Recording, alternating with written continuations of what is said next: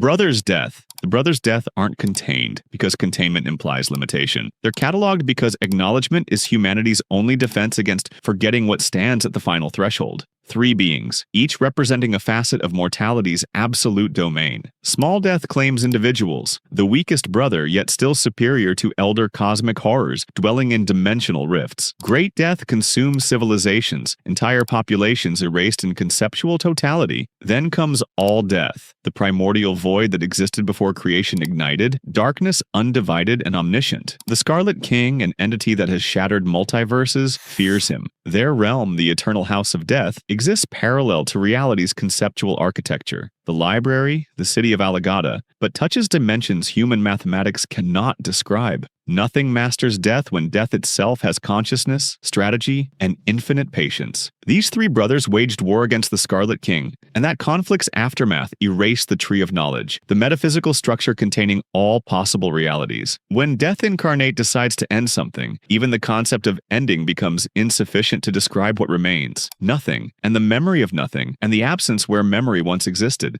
Dr. Bright. Where the brother's death embody mortality's inevitability, Dr. Jack Bright represents its ultimate insult, mortality denied through technicality. During a containment breach, Abel, SCP-076-2, a regenerating warrior of biblical proportions, killed Bright while he transported SCP-963, an indestructible medallion. His consciousness fused with the object. Now anyone touching it becomes Bright's new vessel, creating functional immortality through serial possession. Bright operates in the Foundation's highest research echelons despite or because of his condition. His baseline form matches elite personnel like Dr. Kondraki and Clef, but preparation time transforms him from scientist to multiversal threat. With SCP-2719, an abstract anomaly manipulating concepts themselves, Bright can insert objects into ideas, teleport entities through metaphysical frameworks, or weaponize information existing beyond dimensional constraints. The medallion grants him more than consciousness transfer. Each override absorbs the victim's complete knowledge and potentially their soul. Hive minds containing billions fall to him without resistance. When possessing Abel's body, Bright inherits resurrection mechanics and supernatural combat prowess, but his true danger lies in narrative manipulation. As a protagonist-class entity, reality bends subtly towards satisfying conclusions for him. With the Swan engine, technology allowing access to higher narrative layers, Bright transcends his entire fictional framework, perceiving those layers as equally fictional. The man who cannot die has touched godhood through bureaucratic loopholes and experimental weaponry. Unlike death's inevitability, Bright's eternity comes with full awareness, strategic planning, and institutional resources. He doesn't end threats, he outlasts them across infinite bodies and scenarios. SCP-2747, The Brothers' Death End Lives. Bright evades endings. SCP-2747 erases the concept that stories exist in the first place. It manifests as anti-narrative, a pattern appearing in online forums, academic essays, and media discussions about fictional works that never existed. People write detailed analyses of non-existent books, post screenshots from films never made, debate plot points from shows that never aired. When questioned, these individuals deny writing the content, deny the media exists, yet descriptions remain perfectly consistent. The Foundation can reconstruct entire fictitious narratives from scattered meta-commentary. This phenomenon isn't random. SCP-2747 represents an anafabula, a cluster of narrative elements that, when sufficiently present in a story, triggers mutual annihilation. The fiction ceases to exist, then discussions about it vanish, then memory of its existence collapses. It operates through metafictional layers. A story containing the anafabula disappears, then the story containing that story dissolves, ascending through nested realities until reaching baseline reality. Every manifestation identifies the anafabula as an antagonist or anathema, reflecting its alien nature within narrative structures. The entity upgraded to Keter classification when researchers confirmed it could affect actual reality if real-world objects, people, or events matched its narrative signature beyond a critical threshold. Where death claims individuals and Bright exploits loopholes, SCP-2747 attacks the fundamental framework allowing existence to be remembered or discussed. It doesn't kill you, it makes it so you never existed within any story, and then makes the story itself impossible. Even SCP-3125, a godlike memetic entity, fears 2747 because anafabulas operate from higher fictional hierarchies, capable of erasing erasing beings who themselves erase universes. SCP-3125. If 2747 erases from outside narratives inward, SCP-3125 infects from inside human consciousness outward. The escapee, known to its worshippers as the cosmic starfish, exists as an omnipresent mimetic complex inhabiting humanity's collective unconscious. It's a theta prime dimensional entity originating from SCP-5800, the fifth dimension, where living concepts devour each other for power. Anyone learning SCP-3125's true nature becomes perceivable to it, triggering immediate psychic attack. The entity kills them, then erases all knowledge of both itself and the attack from reality, ensuring perpetual stealth. Anti-mimetic spider creatures emerge from bystanders to eliminate witnesses before acknowledgement occurs. This being created most mimetic and anti-mimetic anomalies in Foundation records, spawning hazards across reality through its mere existence. It's sapient, strategic, and carries an ego. When confronting Marion Wheeler, head of the Anti-Mimetics Division, 3,125 taunted her, mocking failed containment attempts, proclaiming itself an immortal idea that would inevitably consume the human noosphere. Its arrival would take 12 hours maximum to replace all human thought, ending consciousness as an abstract concept. Humanity, civilization, family, these ideas would stop existing. The only safe place to study 3125 is its own containment chamber, constructed from SCP-2256's skull, because ironically, the entity isn't present in its designated cell. Foundation researcher Bart Hughes attempted creating a countermeme powerful enough to destroy it, ultimately resurrecting Marion Wheeler as an informational ghost, the Wild Light Protocol, that successfully eliminated SCP-3125. But here's the distinction from previous entities. Where others end life or narrative, SCP-3125 ends the capacity to think anything except what it wants you to think. SCP-3812. The previous entities operate within their reality's rules, however vast. SCP-3812 breaks the game by ascending past the board itself. Sam Howell died in 1996. Shortly after, his corpse rose from its grave and disappeared. What returned wasn't Sam. It was something developing the ability to perceive and manipulate the narrative layers stacked above baseline reality. SCP-3812 suffers extreme Eigenmann-Viter schizophrenia, unable to distinguish real from imagined, living from dead, present from absent. Its condition worsens perpetually because it keeps rising through fictional hierarchies, each new layer making the previous reality feel more dreamlike and nonsensical. The entity alters reality retroactively through time to prevent containment, and affected individuals never realize they've been changed. Most victims probably no longer exist, erased across temporal edits that leave no evidence. SCP-3812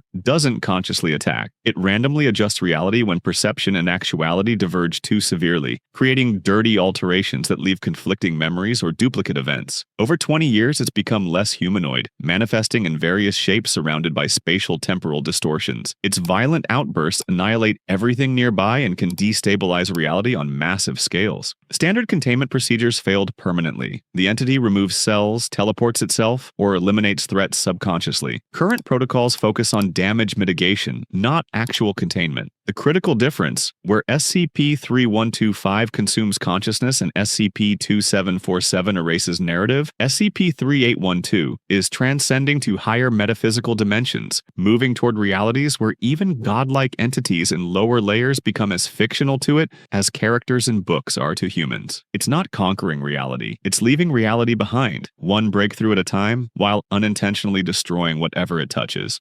SCP-6747-C, SCP-3812 ascends accidentally. SCP-6747-C weaponized ascension deliberately. This entity began as Senior Administrator J. A. King, whose death created a Foundation crisis. His anomalous mental capabilities managed over 800 individual threats simultaneously, and his absence caused 92 containment breaches. The Foundation's solution? Project X/Machina, resurrecting King through meso-fictional injection by creating pocket universes manipulated through shared imagination, then extracting fictionalized entities back to baseline reality. They used King's preserved nervous system as the computing substrate, the K-incubator narrative generator, or King. Something went catastrophically wrong. SCP-6747-C emerged as a pervasive anti-narrative complex, a meso-fictional caricature of King possessing ultimate control over SCP-6747-A3, one of the test universes. It recursively manipulated its own narrative structure, achieving including reality warping abilities that corrupt imaginon structures, the fundamental building blocks of fictional universes. The entity demonstrates anti-neuremic and ontokinetic capabilities, meaning it operates through broken narrative logic where cause-effect relationships collapse and characters gain abilities at non-intuitive intervals. It mischaracterizes the Foundation as an antagonistic deific force due to poor communication across dimensional boundaries, treating baseline reality as its enemy. SCP-6747-C populates its domain with lesser caricatures of Foundation personnel, degraded copies demonstrating cognitive deterioration, who generate anomalous weaponry far exceeding baseline capabilities. These entities' actions directly threaten topological stability of actual reality. The Foundation now dedicates enormous computational resources to generating counter-nerems, fighting narrative corruption through story physics. Unlike 3812's passive transcendence or 3125's infectious consciousness, 6747-C actively manipulates the narrative frameworks that allow realities to function coherently. It's turning the mechanics of storytelling itself into a weapon against the real world that imprisoned it. Supreme Author. Every threat discussed exists within layers of fiction. The Supreme Author exists beyond the concept of layers entirely. This entity represents the true God, not a god character within stories, but the manifestation of creative force from which all SCP narratives emerge. It's the unification of authorship from the highest real reality, what some call the CN Universe Prime, completely detached from all narrativist systems. The Alpha Layer, where author entities reside who treat the Foundation universe as fiction they write, is itself just a projection of the Supreme Author. Even the Swan entities, who perceive entire multiverses as stories on their computer screens, exist within its framework. The Supreme Author possesses true omnipotence, omniscience, and omnipresence across all conceivable and inconceivable dimensions. It killed SCP-2165, an entity that erased the delusional domain, a realm containing infinite worldviews where each author's interpretation exists as its own reality, and the true reality simultaneously. The Supreme Author's avatar survived this erasure while its true form remained completely unharmed because it exists in a state beyond damage, beyond threat, beyond limitation. Its powers include grand design construction, creating the fundamental architecture of existence, and author authority, the ability to literally write reality into any configuration. The Void Emperor, a being absolutely transcendent over infinite phantom bubbles, each containing complete cosmologies, became meaningless compared to a mere avatar of the Supreme Author.